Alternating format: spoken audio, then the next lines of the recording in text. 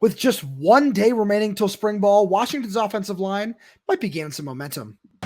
You are Locked On Huskies, your daily podcast on the Washington Huskies, part of the Locked On Podcast Network, your team every day.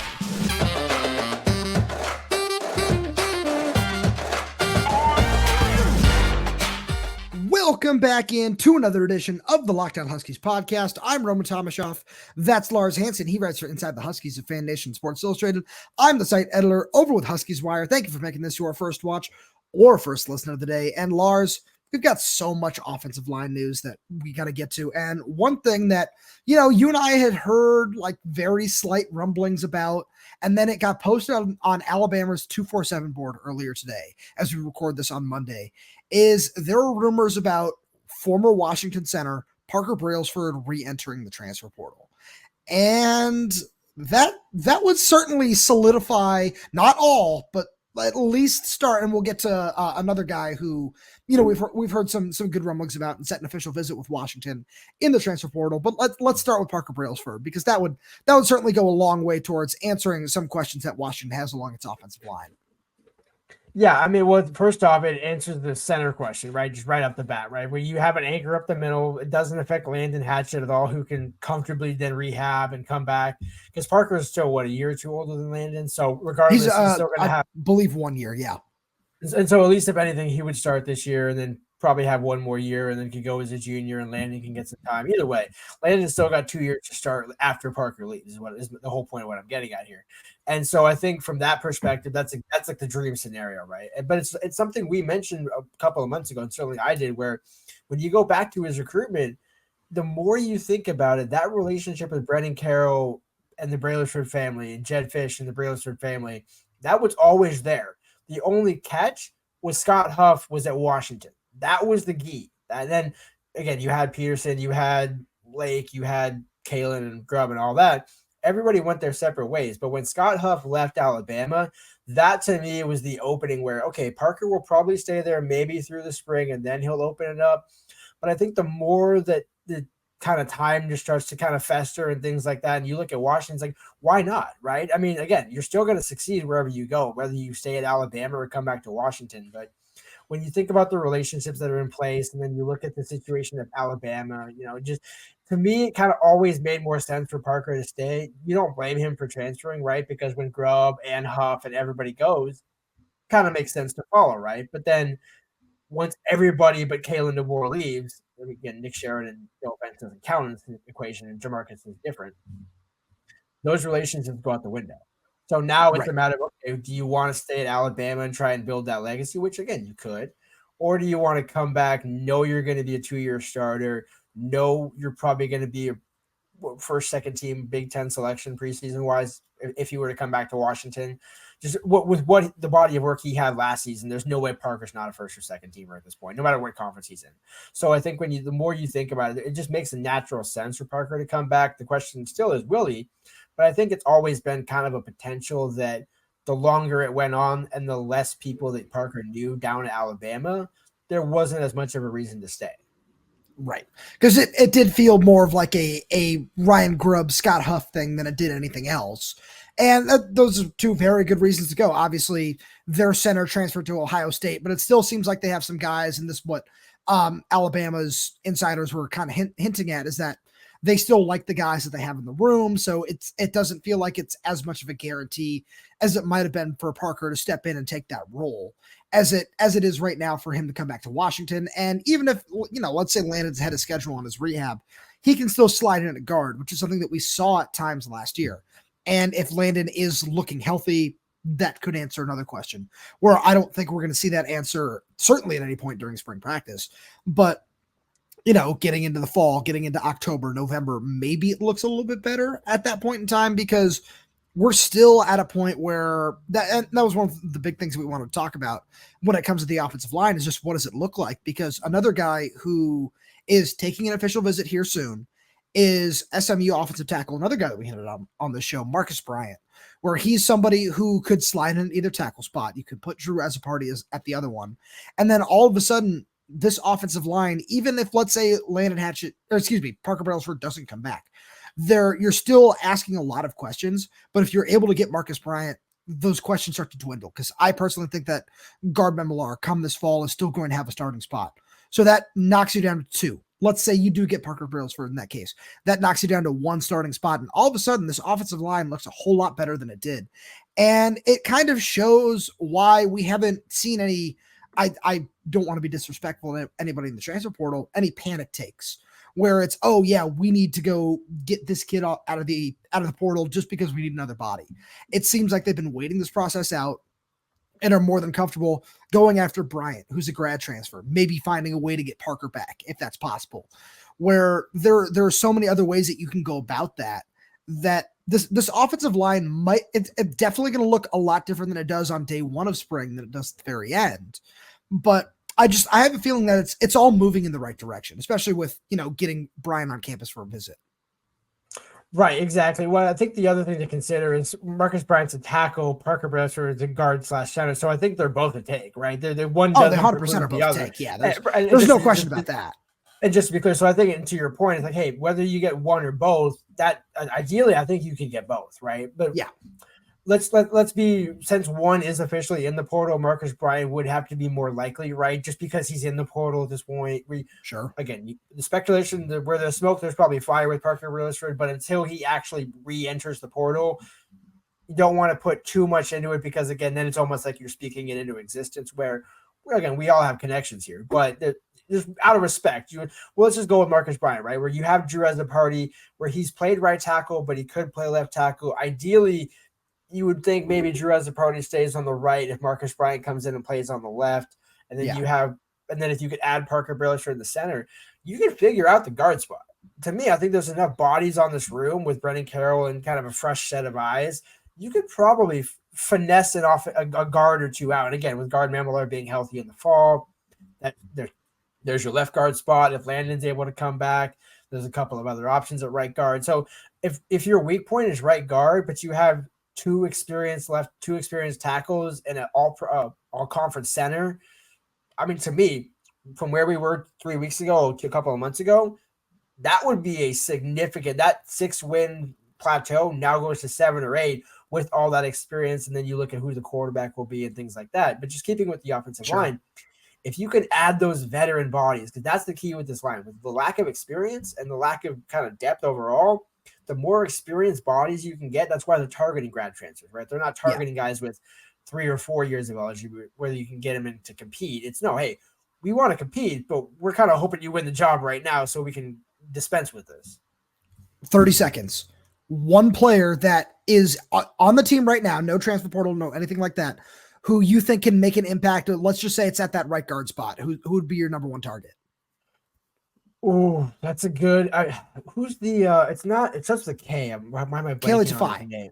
Kalen DeBoer. That's one where, again, I know he's younger. There's no experience there, but I think there's so much upside where that would be one to watch in terms of an out of left field name. The other one, I mean, again, when it comes to experience, I just don't know who there is, right? Because there's not a lot of it. So that's why I'm going the same mold. I'm going back to the 2023 class because I love Pocky Finau. I really like David Boyajian. I don't think any of those guys are going to get too much playing time this year, but I'm really interested in watching Elisha Chiquette because that guy's frame, his body, it all fits so perfectly as a future tackle. But right now he can kind of have that Jackson Kirkland development path where, you slot him in there as a redshirt freshman if he's gained enough weight, if you're comfortable with the strides that he's taken, because he's a really athletic guy. He's done a lot of the right things in terms of when you watch his high school film, when you look at just kind of the development track that he was on, and Brennan Carroll is the perfect coach to just kind of keep him on the path that Scott Huff probably had set out for him. So moving forward, that's somebody that I'm really going to be watching this spring because, as we said, spring practice starts on Wednesday. But it's not the only position we're going to keep an eye on because the quarterback battle behind Will Rogers is going to be really interesting too.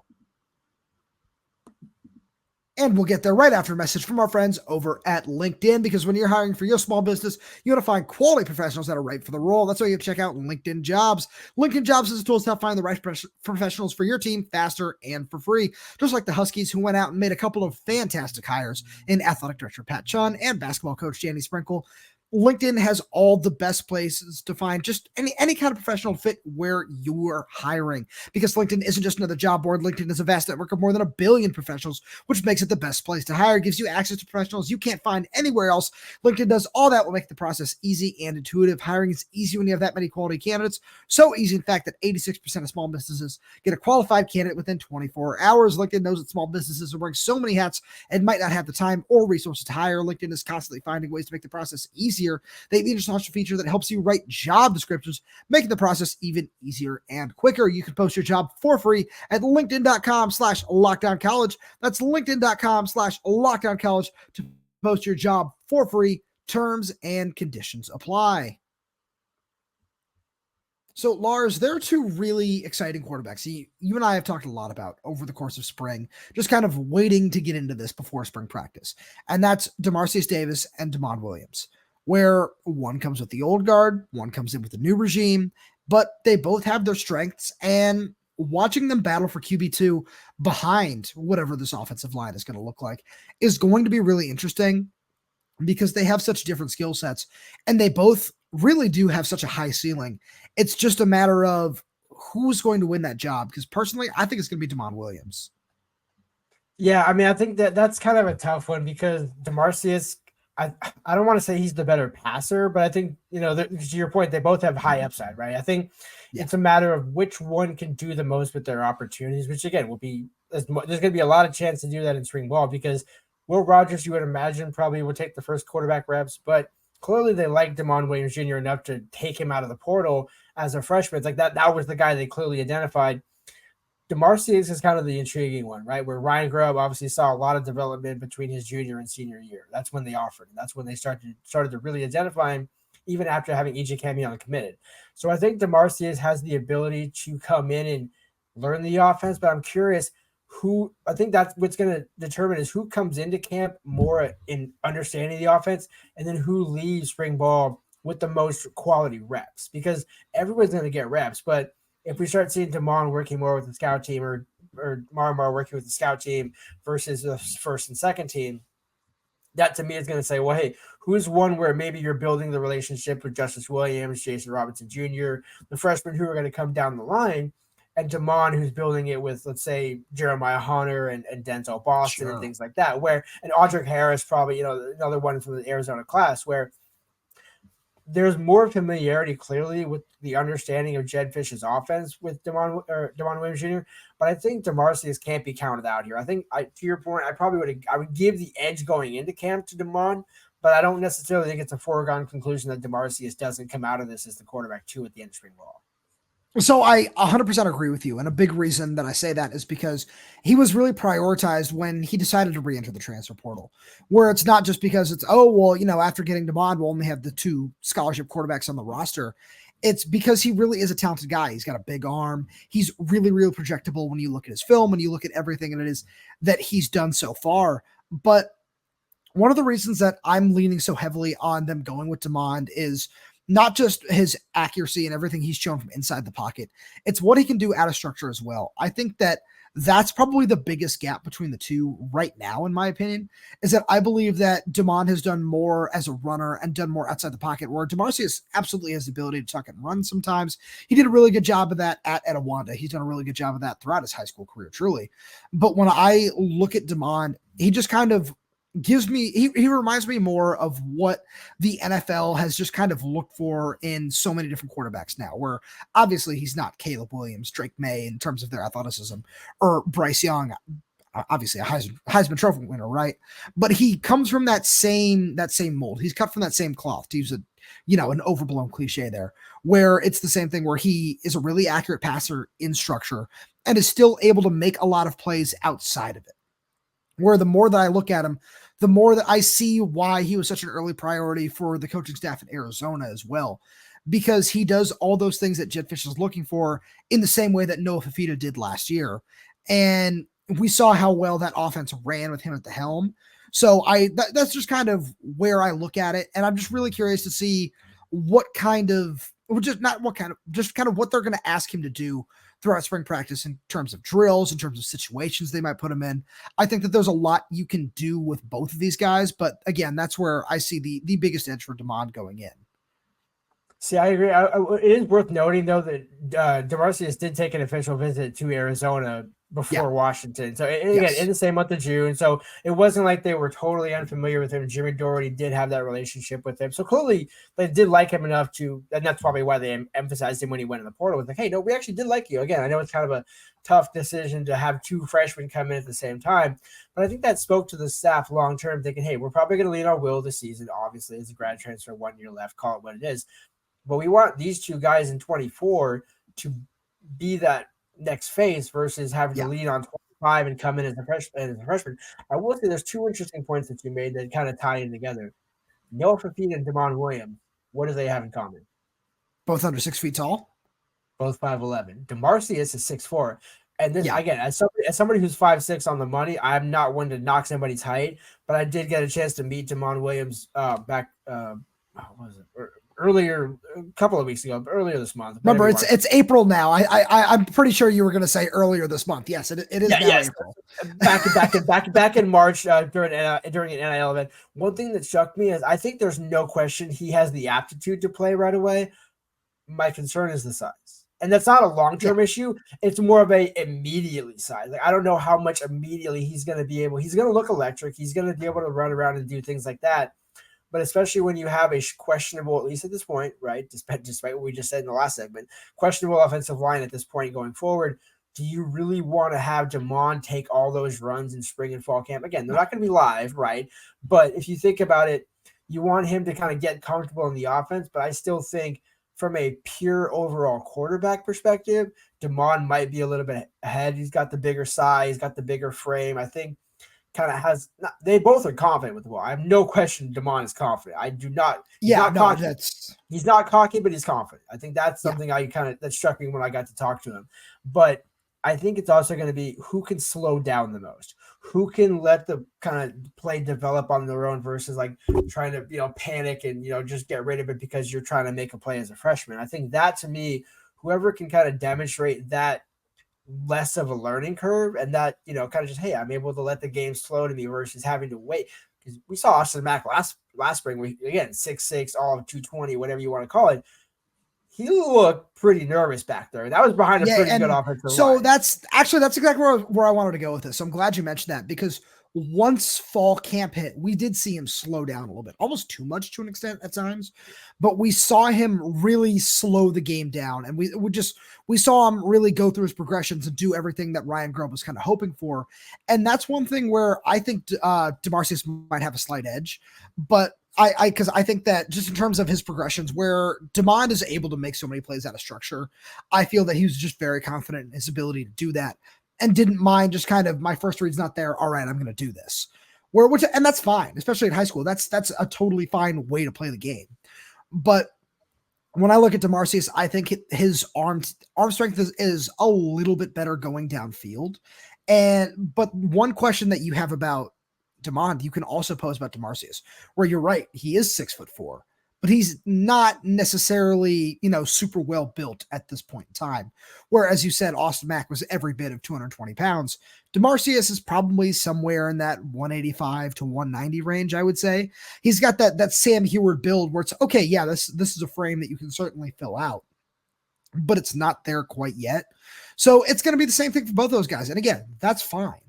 But over the course of spring ball, it's just a matter of letting these things play out. And it's just really curious to see. And just one of the reasons that we definitely want to talk about this is it's just so different from what we're going to see with Will Rogers at the helm. And not that it's a bad thing, but Will Rogers is a throw in rhythm, go through your progressions. If it's not there, Michael Penix style, just kind of throw it away at times vibe, which is fine. That's all okay. But after that, and just one of the things that I think is really exciting when you look at just the guys behind him, it's okay. There's going to be a whole lot more of movement. There's going to be a whole lot more of just out of structure, just style things happening in this offense. And it's really intriguing to see how they're going to, now this coaching staff as a whole really is going to manage that. Right, exactly. I think you hit the nail on the head. How do they manage it, right? Because I don't think the expectation is for either of these guys to come in and be the starter, right? But it's who It's can not. Yeah. learn who can learn the most over the course of spring and fall camp. Because what the intriguing where this question becomes intriguing is what happens if Will Rogers gets hurt? Sure. Because that's really what this question is, right? Who do you go to Yeah, 100%. if Will Rogers goes down? Because the one thing Jedd wants to see as quarterback is get the ball out of your hand quick. Just get in the hands of the playmakers. So whichever quarterback can figure that one out, and I think that's why I would lean Damon over Demarcius over Damon, because I think with Damon's ability to be so athletic, he might try to extend that play instead of just get the ball, just get the ball, just get the ball, just get the ball. You got plenty of talent around you, just get it out. And I think that and the other caveat with going back to his height, Drew has a party is how tall? 6'7". Who has a better chance of throwing over that? Like, and that's not to say Damon can't eventually. That's why he's so good off structure, to your point. But I think early on in his career, the quarterback that gets more creative might not be the one that actually plays more. And I'm talking about Damon versus Demarcius. Sure. Lars, with that being said, we got to talk to Jedd Fisch for the first time in a while last week. So let's get into some other takeaways from his press conference.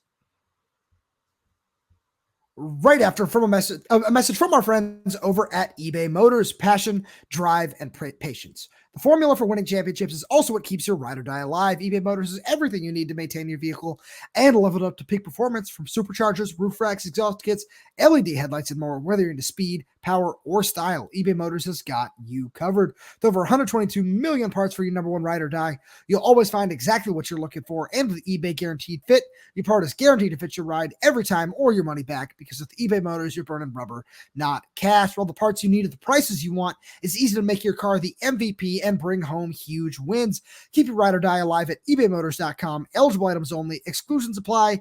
eBay Guaranteed Fit is only available to U.S. customers. So, Lars, we got to go to a luncheon on Wednesday with Jedd Fisch, with Steve Belichick, with Brennan Carroll. That's where we talked about some of the big takeaways, the biggest one probably being Steve Belichick's "I have a job, my dad doesn't" line, which was fantastic. I love that one personally. But that was a really interesting press conference because we got to talk to all three of them for the first time.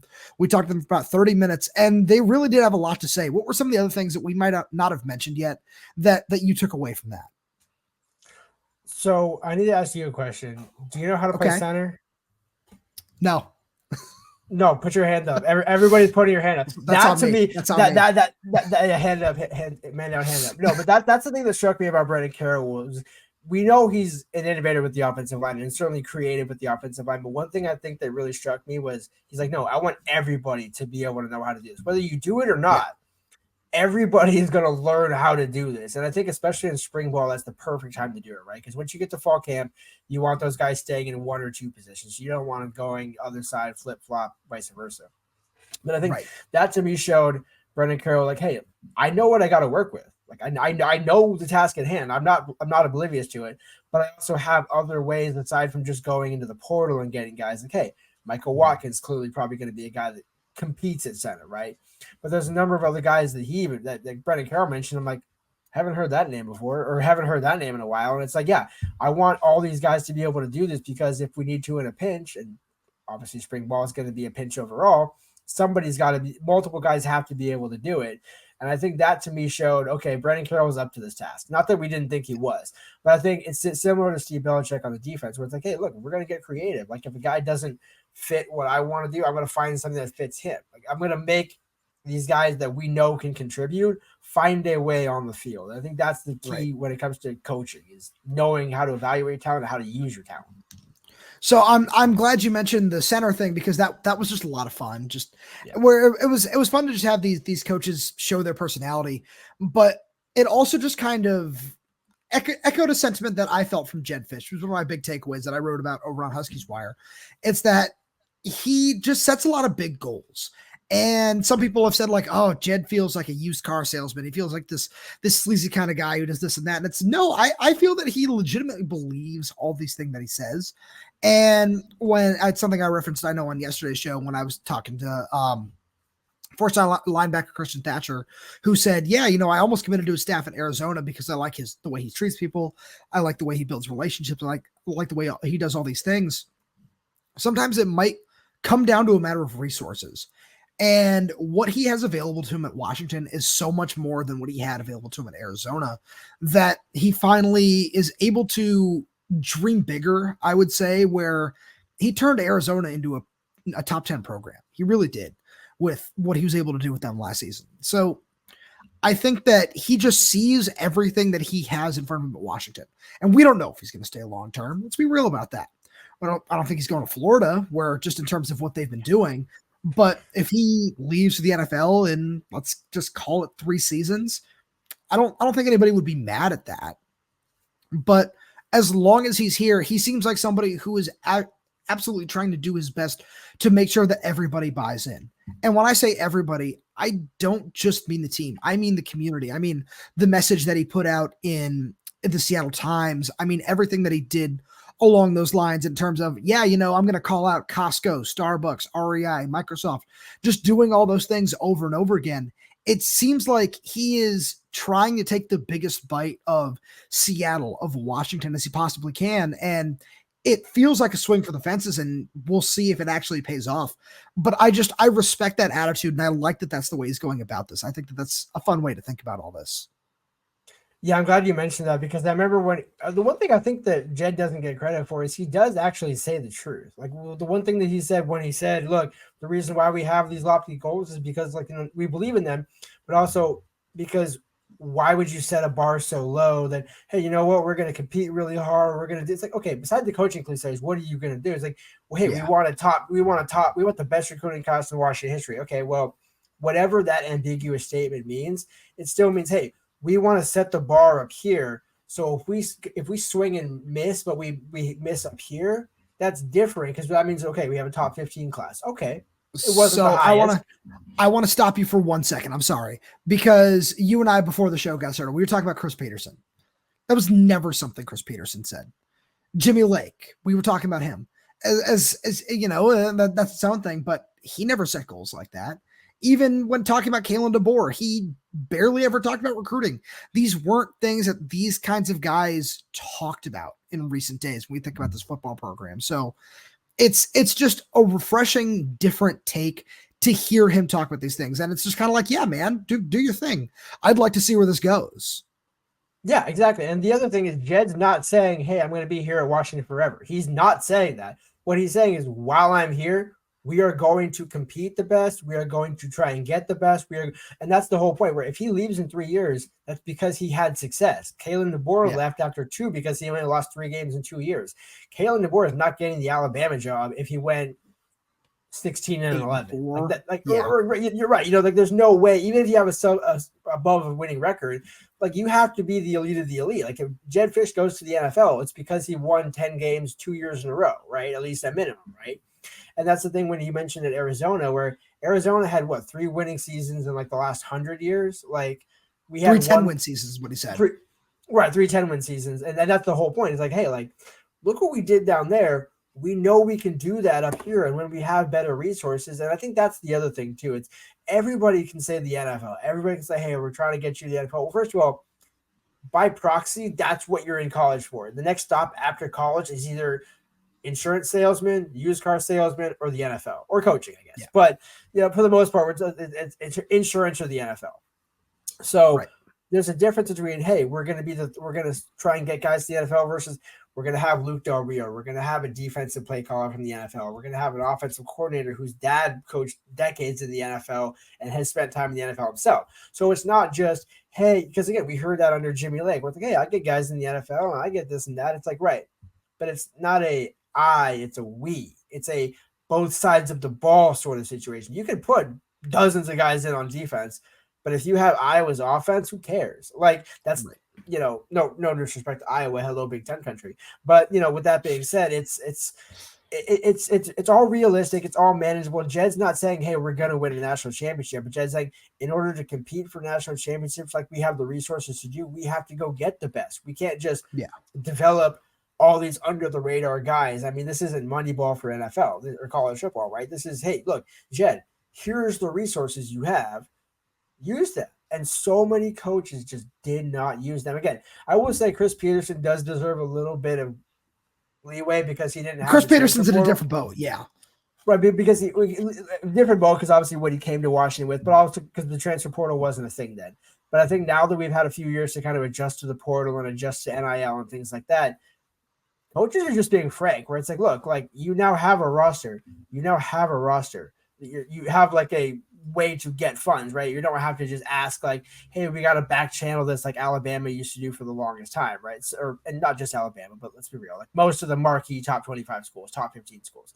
Now that everybody can do it, now you're starting to see schools like Washington make the CFP year in and year out, or on a year-by-year basis, or every other year basis, where once it expands to 12, all you got to do is get 10 wins, 10, 11 wins, and you're there. Like, that's all you got to do. You can lose 2 games and still make the playoffs. It's going to be hard, but you can do it. That's a really great point. And Lars, before we get out of here, we wanted to make sure that we offered condolences to Jedd Fisch and his family, who they put out the other day that they were dealing with the loss of Jedd Fisch's brother, Jordan. And that's just a really terrible situation to be in. We here, just truly the entire Husky community want to make sure that they offer their condolences to Jedd Fisch and his family throughout that process. And just, I'm sure that he'll probably say something in remembrance of his brother when we get a chance to talk to him on Wednesday. But we wanted to make sure we were a part of that and just sending our best wishes to him and his entire family as they deal through just that awful process. And Lars, with that being said, as always, thank you so much for being here. Thank you to all the everydayers tuning in. We really do appreciate your support as, we continue building, continue growing the show. It really does mean so much to us that you're here with us every day throughout the off season. And now with spring practice coming back, there's going to be so much going on throughout that process. So there's probably going to be a whole lot of breaking news too. So make sure you keep subscribed right here on Locked On Huskies. Make sure you do that wherever you get your podcasts, whether that's YouTube, Spotify, Apple Music, Amazon Music. We're there. We're everywhere. We're updating the channel with new content every single day. So please make sure you, again, hit that like button, subscribe, click that little bell so you never miss when we post a new video. And if you're audio only, please leave us a 5-star review. If you have any questions, comments, concerns, make sure you leave those all down below. Thank you so much for tuning in, and we will talk to you on Wednesday.